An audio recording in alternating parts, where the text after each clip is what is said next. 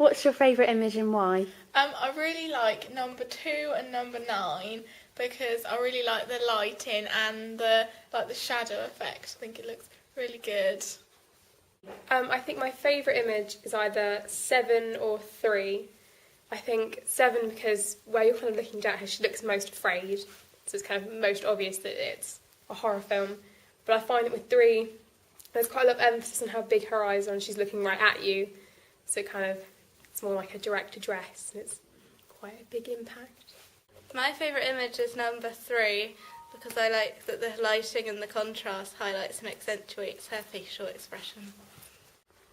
Are there any images you think need improving? I think maybe 5 just because there's quite a lot of space around the person, but I think once that's cropped it will look really good.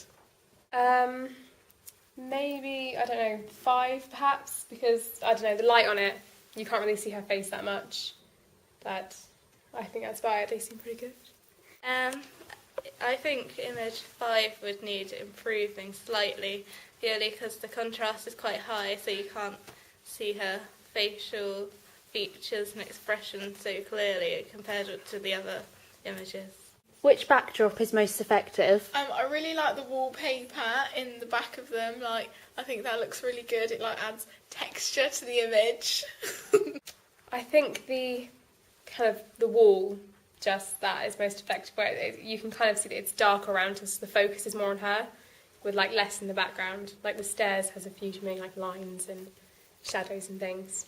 I think the most effective one is the plain black backdrop, purely because it makes the character stand out more and it brings a lot of contrast into all your images.